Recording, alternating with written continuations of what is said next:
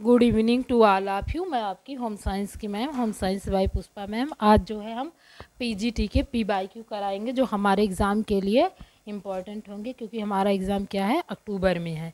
ठीक है, आज हम कुछ इम्पॉर्टेंट क्वेश्चन कराएंगे। क्वेश्चन नंबर 1, निम्नलिखित में से कौन सा अंग पाचन तंत्र से संबंधित नहीं है? आमाशय, पक्वाशय, गुर्दे, छोटी आंत। इनमें से कौन सा ऐसा अंग है जो पाचन तंत्र में सहायक नहीं होता है?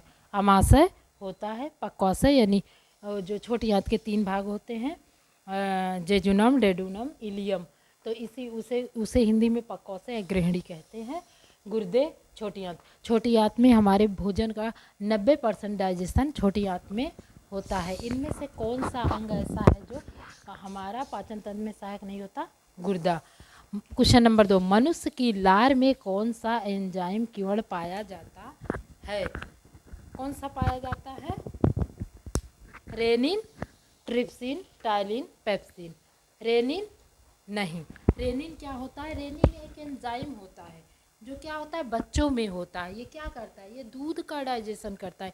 अभी देखो, बच्चे जब दूध पीते हैं उनको ज़्यादा डाइजेस्ट हो जाता है। अपेक्षा वयस्क व्यक्तियों में धीरे धीरे जब व्यक्ति वयस्क होने लगता है तो रेनिन एंजाइम कम पाए जाते हैं। और ट्रिप्सिन ये क्या करता है? प्रोटीन का पाचन करता है। टाइलिन ये क्या होता है? ये मनुष्य के लार में कौन सा एंजाइम पाया जाता है? टाइलिन। मनुष्य के मुंह में कितनी लार ग्रंथियां होती हैं?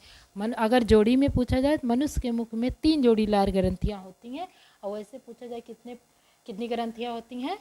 6 लार ग्रंथियां होती हैं। चलो भी नहीं रहा, 6 लार ग्रंथियां होती हैं। क्वेश्चन नंबर 4, मनुष्य के पाचन तंत्र में आहार के कार्बोहाइड्रेट का पाचन कहाँ से प्रारंभ हो जाता है? मुख गुहा से, आमाशय से, पक्वाशय से, आंतों से। कहाँ से प्रारंभ होता है? मुख गुहा से। कार्बोहाइड्रेट का पाचन, जैसे जब हम आहार लेते हैं यहाँ मुख से, लार के द्वारा ही क्या होता है, कार्बोहाइड्रेट का पाचन शुरू हो जाता है। ठीक है। पेप्सिन, क्वेश्चन नंबर 5, पेप्सिन नामक एंजाइम पाया जाता है। पेप्सिन नामक एंजाइम कहाँ पाया जाता है? हमारे जठर रस में पाया जाता है। पित्तरस में, पेप्सिन नामक एंजाइम कहाँ पाया जाता है? पित्तरस में नहीं, अंतरीय रस में नहीं, अग्न्य नहीं, जठर रस में। क्वेश्चन नंबर 6, यकृत का मुख्य कार्य होता है। यकृत का मुख्य कार्य क्या होता है? पित्तरस संग्रह करना, विभिन्न एंजाइम बनाना, पित्तरस बनाना, उपयुक्त में से कोई नहीं। पित्तरस का संग्रह कहाँ होता है? गॉल ब्लैडर यानी पित्ताशय में होता है। विभिन्न एंजाइम नहीं, यकृत एंजाइम नहीं बनाता है। यकृत बल्कि प्रोटीन को बनाता है। 2 प्रोटीन जो होता है, एक तो होता है हिपेरिन जो हमारे शरीर के अंदर, बॉडी के अंदर ब्लड को क्लॉट नहीं होने देता है, और दूसरा जो होता है फाइब्रिनोजन, जो हमारा जैसे कहीं कट वट जाता है तो ब्लड क्लॉट क्या होता है, क्लॉट हो जाता है, जिससे अतिरिक्त ब्लड नहीं निकलता है।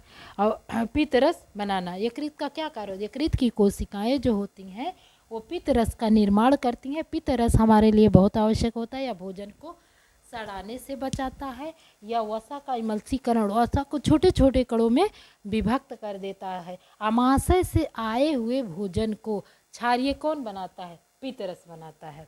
यकृत अतिरिक्त शर्करा को किस में बदल देता है?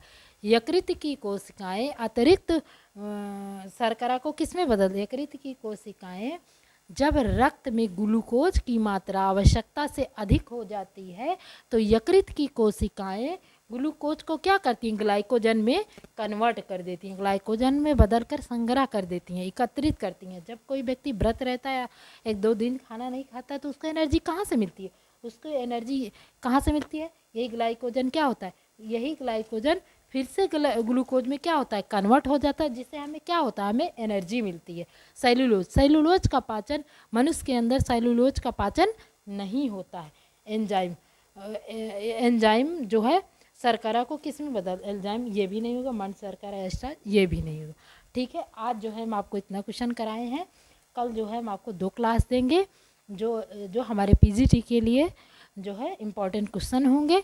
ठीक है, आज की क्लास हम यहीं ख़त्म करते हैं। ठीक है, बाय।